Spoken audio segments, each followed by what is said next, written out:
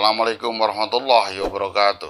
Halo Sobat Literasi, selamat berjumpa kembali dengan saya Belantik Literasi, berliterasi setiap hari dalam segmen Ngarsi Ngaji Literasi.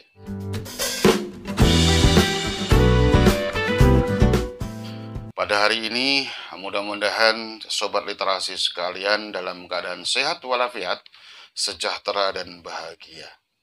Nah, saya ingin menemani kebahagiaan Anda semua dengan berbagi sesuatu, yakni cara mengembangkan tulisan non-fiksi. Nah, bagaimana cara mengembangkan tulisan non-fiksi ini sehingga menjadi tulisan yang cukup komplit, cukup utuh, dan itu layak untuk dilabeli sebagai tulisan yang baik.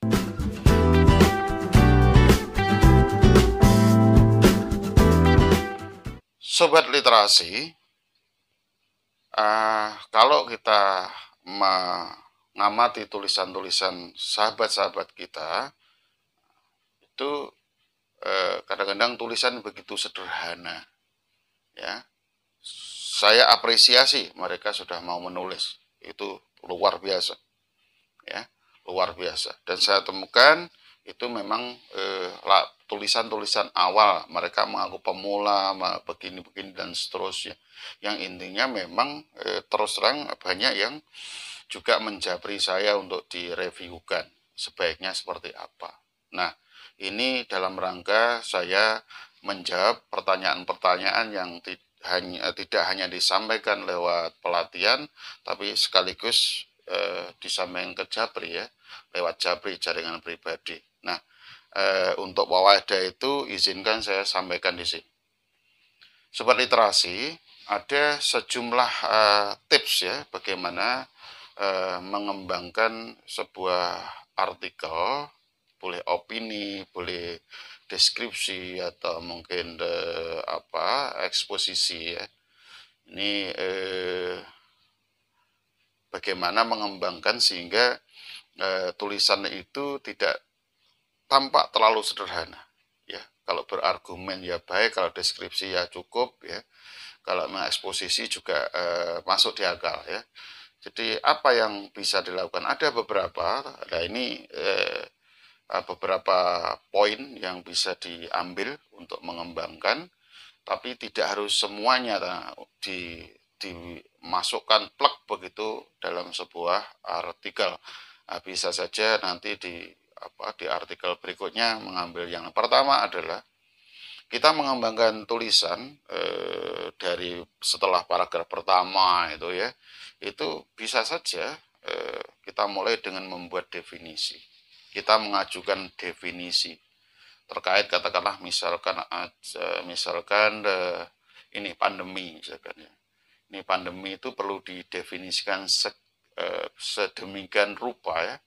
Jadi setelah gejala-gejala pandemi bla bla bla bla bla bla, nah kemudian dia mengutip sesuatu yang sifatnya seperti definisi. Definisi itu kan bisa saja diambil dari pendapat orang lalu membuat simpulan. Sangat boleh jadi begitu. Dari tiganya begini, begitu. Jadi ada untuk mengembangkan aja itu dengan definisi bisa, ya. Tentu tidak semua begitu. Jika nggak cocok, memberikan penjelasan. Jadi yang kedua adalah penjelasan. Jadi ini pertama itu menjelaskan gimana, tentu saja. Explain itu sifatnya adalah bagaimana sesuatu yang barangkali di mata pembaca itu masih gelap, ya, penulis itu bertugas untuk membuatnya terang. Jadi andai kata hanya disebut katakanlah ada 3 macam penyakit, nah, ini masing-masing harus dijelaskan.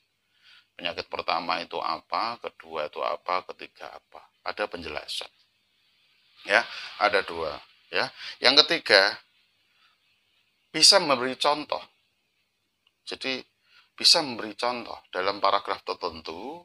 Kita bisa memberi contoh dari apa yang disampaikan sebelumnya. Kita memberi contoh katakanlah pelanggaran di masa pandemi, misalkan sudah dijelaskan tentang bahayanya begitu, atau ditambah katakanlah masyarakat kita itu tidak semuanya taat prokes, maka ada satu contoh, ini dibuatkan satu contoh. Contohnya adalah ada yang dijumpai pagi tadi atau tadi malam, itu ada segerombolan orang yang ngobrol di warung tanpa memakai masker sama sekali. Ini antara lain contoh ya. Nah, kemudian akibatnya ya, itu berikutnya. Sobat sekalian bisa menyampaikan kasus. Nah, mirip dengan contoh sebenarnya, mirip ya, tapi kasus itu lebih katakanlah mungkin lebih sifatnya kolektif begitu. Ya, katakanlah bisa ambil aja beberapa kasus di banyak daerah termasuk di luar negeri. Itu kan bisa berkembang, udah berapa tadi sejak awal tadi sudah andai kata definisi satu paragraf, penjelasan satu paragraf, contoh satu paragraf, kasus satu paragraf, itu udah berapa paragraf? Sudah berkembang itu tulisan kita. Ya. 4. Nah, sekarang jadi kelima. Kita bisa membuat kutipan. Kutipan dari mana? Bisa dari buku. Tokoh-tokoh penulis. Tokoh-tokoh di bidang tertentu yang kita tulis. Kalau tentang kesehatan tentu tokoh tertentu yang ahli di situ. Kalau kita menulis tentang menulis ya tentu ahlinya menulis kita kutip. Nah, itu dimasukkan ke sana dan diberi ulasan yang relevan dengan topik. Itu sudah berapa tadi? Sudah 5 paragraf. 5 paragraf sudah 1,5 halaman. Ya. Kemudian kalau mau ya bolehlah tambah anekdot misalnya. Berikutnya bisa tambah anekdot. Kita juga bisa menambah humor kalau bisa. Kalau sahabat literasi suka humor, ambil humor. Munculkan humor. Ya, humor. Humor bisa masuk di situ, 1 paragraf lagi. Kemudian satu lagi katakanlah ini, ungkapan filosofis. Jadi ungkapan filosofis atau katakanlah dari filosof siapa begitu. Ya, atau tokoh-tokoh agamawan siapa begitu. Atau dari budayawan siapa begitu. Nah, itu melengkapi semuanya. Atau yang ke-7 atau ke-8 lah. Itu kita ambil peribahasa. Wise words ya. Peribahasa. Ini dekat dengan ungkapan filosofis ini biasanya. Tapi peribahasa itu kan sudah berumur bertahun-tahun ya, sudah teruji waktu. Kalau peribahasa itu bisa saja dimasukkan ke sana untuk mendukung tulisan. Jadi dan masih banyak lagi sebenarnya. Jadi sekali lagi kita bisa mengembangkan tulisan dengan menambahkan definisi, bisa menjelaskan, bisa contoh, kasus, kemudian kutipan atau quote, bisa anekdot, ya, kemudian bisa ungkapan filosofis, bisa humor, dan sekaligus bisa peribahasa. Dan masih banyak lagi variasinya, karena sekali lagi saya sampaikan, menulis itu, dalam praktik menulis, setiap orang punya pengalaman masing-masing. Pada masanya itu pasti punya pengalaman sangat unik yang tidak bisa dimiliki oleh penulis lain. Nah, pertanyaannya adalah, ketika menulis apa semua tadi perlu dimasukkan? Oh tidak. Kalau tulisan panjang ya bolehlah dipakai, tapi tidak. Tidak harus seperti itu. Ya mana yang relevan saja. Sangat boleh jadi yang dipakai hanya penjelasan sama contoh saja. Tidak perlu katakanlah peribahasa, tidak perlu anekdot misalkan. Tapi kalau tulisannya lucu, sangat boleh jadi kita pakai humor kutipannya. Jadi sesuai dengan apa yang kita tuliskan. Tapi misalkan tulisan kita itu sedih gitu ya. Kalau tulisan sedih mungkin pakai katakanlah kutipan-kutipan dari tokoh agama atau gimana yang menyatakan untuk penguatan diri, itu sangat penting ya. Nah,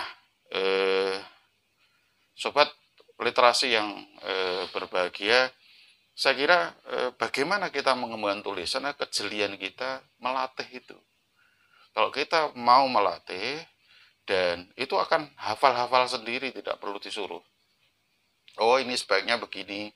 Oh, setelah ini sebaiknya penjelasan, sebaiknya setelah ini saya ngambil kutipan, setelah ini begini-begini, dan seterusnya. Jadi sudah mengalir, karena bagaimana ketika menulis kita juga melatih nalar. Jadi akan betul-betul dilatih, bukan hanya bahasanya, tetapi sekaligus juga nalar kita itu ditata sedemikian oleh kebiasaan kita menuangkan gagasan ke dalam tulisan. Nah, saya kira itu beberapa kiat ya untuk mengembangkan tulisan kita, agar tulisan kita tidak terlalu pendek dan cutel ya, dan itu tidak menarik untuk diikuti sampai tuntas. Saya kira demikian, mudah-mudahan ada gunanya. Salam literasi. Assalamualaikum warahmatullahi wabarakatuh.